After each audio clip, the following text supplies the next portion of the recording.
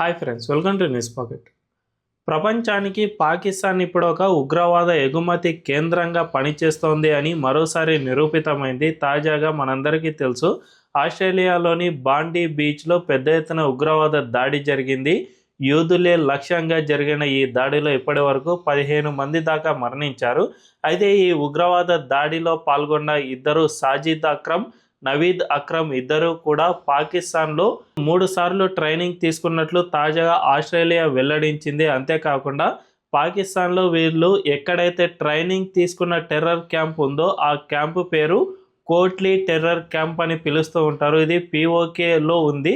ఈ పీఓకేలో ఉన్న ఈ టెర్రర్ క్యాంపును గతంలోనే మన ఇండియా ఆపరేషన్ సింధూర్ టైంలో దీన్ని ధ్వంసం చేసేసింది అని తాజాగా వెలుగులోకి వచ్చింది. అంతేకాకుండా ఈ సాజిద్ అక్రమ్ ఎవరైతే ఉన్నాడో ఆయనకు మన హైదరాబాద్తో సైతం లింకులు ఉన్నాయి. 1998కు ముందు వరకు ఆయన ఇక్కడే పుట్టి పెరిగాడు. ఆ తర్వాత మన దేశాన్ని వీడి 1998 తర్వాత ఇంకోసారి మన దేశానికి రాలేదు. ఆ తర్వాత జస్ట్ 6 సార్లు మాత్రమే ఈ దేశానికి వచ్చినా కూడా హైదరాబాద్లో అతడికి ఉన్న ఆస్తులను అమ్ముకోవడానికి మాత్రమే వచ్చాడే తప్ప ఇక్కడి వారితో అతనికి ఎటువంటి సంబంధాలు లేవు అని స్పష్టంగా తెలంగాణ డీజీపీ తేల్చి చెప్పేశారు.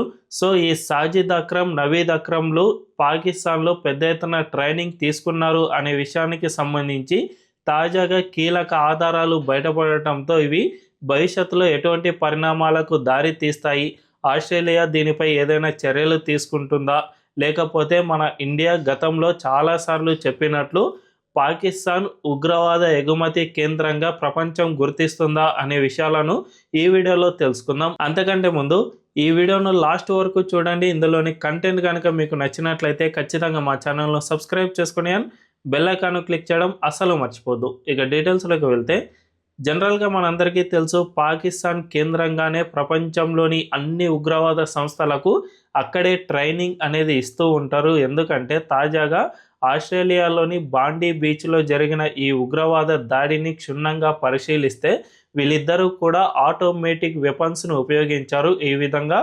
ఆటోమేటిక్ వెపన్స్ను ఇంత సమర్థవంతంగా ఉపయోగించడం అంటే అది మిలిటరీ లెవెల్ ట్రైనింగ్ తీసుకుంటే తప్ప సాధ్యం కాదు అని నిపుణులు చెబుతూ ఉన్నారు. సో ఈ మిలిటరీ లెవెల్ ట్రైనింగ్ తీసుకోవడం అంటే ఖచ్చితంగా ఏదో ఒక దేశం అందుకు సహాయం అందించాల్సిన అవసరం ఉంటుంది. తాజాగా ఆస్ట్రేలియా వీళ్ళకు సంబంధించిన కొన్ని డీటెయిల్స్ను బయటపెట్టగా అందులో వీళ్ళు గత 2 ఏళ్లలో 3 సార్లు పాకిస్తాన్కు వెళ్ళి వచ్చారు. తండ్రి కొడుకులు ఇద్దరు కూడా పాకిస్తాన్కు దాదాపు నెల పాటు 3 సార్లు వెళ్ళొచ్చారు అని ఆస్ట్రేలియా గవర్నమెంట్ బయటపెట్టింది. నెలపాటు అంటే ఖచ్చితంగా ఇది ఉగ్రవాదానికి సంబంధించిన ట్రైనింగ్ తీసుకోవడానికి మాత్రమే వీళ్ళు వెళ్ళారు అని తాజాగా బయటపడింది. సో వీళ్ళంతా కూడా ఈ పీఓకే ఏదైతే ఉందో మన ఇండియా నుంచి కాశ్మీర్లోని కొంత ప్రాంతాన్ని పాకిస్తాన్ ఆక్రమించుకుందో ఆ ప్రాంతం నుంచే వీళ్ళకు ఉగ్రవాదానికి సంబంధించిన ట్రైనింగ్ ఇస్తున్నట్లు స్పష్టంగా అర్థమవుతుంది. ముఖ్యంగా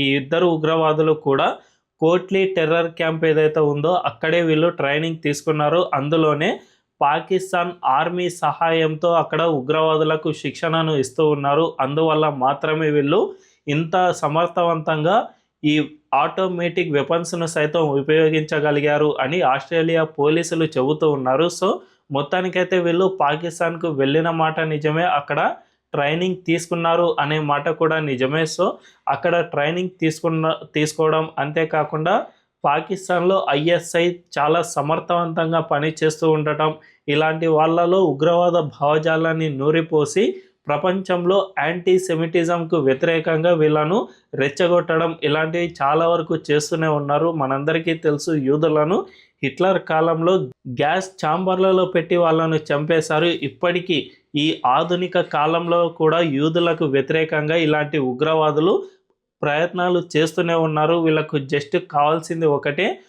తమ మతం కోసం మాత్రమే యూదులను చంపుతున్నారు అన్నది మాత్రం సుస్పష్టంగా అర్థమవుతోంది.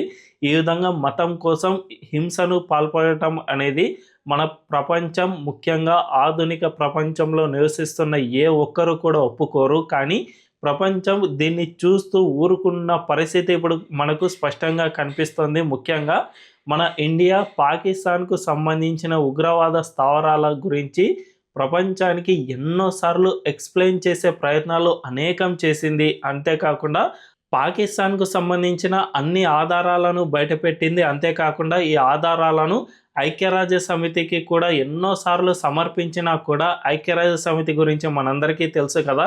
ప్రపంచంలో ఆ సంస్థ ఎందుకుందో అర్థం కాదు. అన్ని దేశాలు ఎంతో కొన్ని వేల కొలది డాలర్లను ఐక్యరాజ్య సమితికి ప్రతి సంవత్సరం గుమ్మరిస్తూ ఉన్నా కూడా ఆ సంస్థ ఏం పని చేస్తుందా అన్నది ఎవ్వరికీ తెలియదు. అంతేకాకుండా ప్రపంచంలో ఇప్పుడు ఎన్ని యుద్ధాలు జరుగుతున్నా కూడా అండ్ ఉగ్రవాదం ఇంతగా పెచ్చు మీరుతున్నా కూడా కనీసం ఒక్కటంటే ఒక్క చర్య తీసుకున్న పాపాన పోలేదు. కానీ మన ఇండియా అంతటితో ఆగకుండా ప్రపంచానికి పాకిస్తాన్ గురించి వివరించే ప్రయత్నాలు అనేకం చేస్తూ ఉంది. దీనికి సంబంధించిన ఆధారాలను ప్రపంచం ముందు ఉంచుతూనే ఉంది. కానీ ప్రపంచంలో ఇప్పుడు ఏమైపోయిందంటే అమెరికా, యూరప్ ఇలాంటి దేశాలు తమ అవసరాలకు అనుగుణంగా ప్రపంచంలో good terrorism and bad terrorism అనే విధానాలను ఈ దేశాలు పాటిస్తూ ఉన్నాయి. ప్రపంచంలో తమకు అవసరం వచ్చిన దేశాలలో ఉన్న ఉగ్రవాదాన్ని ఈ దేశాలు అస్సలు పట్టించుకోవడం లేదు. ఇందులో భాగంగానే పాకిస్తాన్ ప్రపంచంలో భౌగోళికంగా ఒక కీలకమైన పొజిషన్లో ఉండటం వల్ల మాత్రమే ఆ దేశంలో ఉన్న ఉగ్రవాదాన్ని చూసి చూడనట్లు అమెరికా వ్యవహరిస్తోంది. అంతేకాకుండా ఆ దేశానికి ఇప్పుడు బలూచిస్తాన్ లిబరేషన్ ఆర్మీ నుంచి అవసరం లేదు కాబట్టి దాన్ని ఉగ్రవాద సంస్థగా ప్రకటించిందే తప్ప మిగిలిన ఏ సంస్థలను చూసి చూడనట్లుగా వ్యవహరించడం ఇలాంటివి చేస్తుంది. అంతేకాకుండా పాకిస్తాన్లో ఏకంగా గవర్నమెంట్ నుంచే ఉగ్రవాదులకు ఫండింగ్ అందుతూ ఉన్న అండ్ పాకిస్తాన్ ఆర్మీనే వీళ్ళకు ట్రైనింగ్ ఇస్తూ ఉన్న ఎవరు ఏమీ చేయడం లేదు.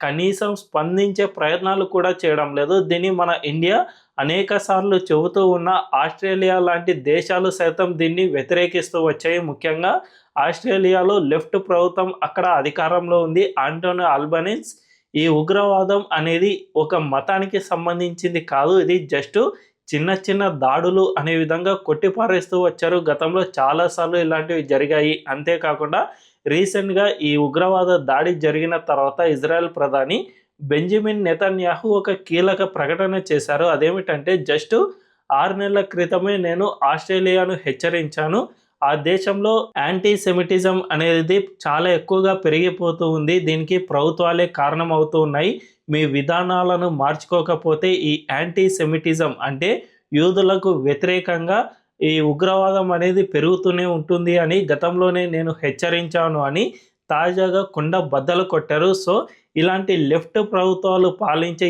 ఏ దేశంలో అయినా పరిస్థితి ఇదే విధంగానే ఉంది. నిజానికి ప్రపంచం ఎదుర్కొంటున్న ముప్పును అన్ని దేశాలు పదే పదే హెచ్చరికలు చేస్తూ ఉన్నా కూడా లెఫ్ట్ ప్రభుత్వాలు తమ అనుకూలతల కోసం అండ్ తమ రాజకీయ పబ్బాలను గడుపుకోవడం కోసం, తమ దేశంలో మైనారిటీ ఓటు బ్యాంకును సంతృప్తి పరచడం కోసం మాత్రమే ఈ విధంగా ఉగ్రవాదాన్ని చూసి చూడనట్లు వ్యవహరిస్తూ ఉన్నాయి. అందువల్ల మాత్రమే ప్రపంచంలో ఇలాంటి ఉగ్రవాద దాడులు అనేకం జరుగుతూ ఉన్నాయి.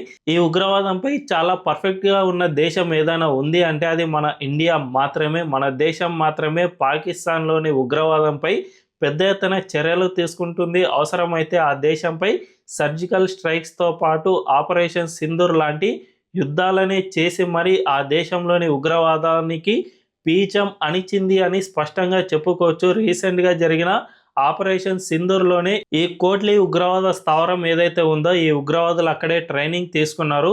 ఆ ఉగ్రవాద స్థావరాన్ని కూడా మన ఇండియా మాత్రమే ధ్వంసం చేయగలిగింది అంటే మన ఇండియా ఉగ్రవాదానికి వ్యతిరేకంగా ఎంత పటిష్టంగా పనిచేస్తుందో అర్థం చేసుకోవచ్చు. మన ఇండియా లాంటి దేశాలు మరో 2 దేశాలు ఉన్నా కూడా పాకిస్తాన్ లాంటి దేశాలను ఇప్పటికే ప్రపంచ పటంలో లేకుండా చేయడానికి కూడా సాధ్యమయ్యేది అని నిపుణులు చెబుతూ ఉన్నారు. మరి దీనిపై మీ అభిప్రాయం ఏంటో కామెంట్ల రూపంలో తెలియజేయండి. అండ్ ఈ వీడియో కనుక మీకు నచ్చినట్లయితే ఖచ్చితంగా మా ఛానల్ను సబ్స్క్రైబ్ చేసుకోండి అండ్ బెల్ ఐకాన్ క్లిక్ చేయడం అస్సలు మర్చిపోవద్దు. Thank you.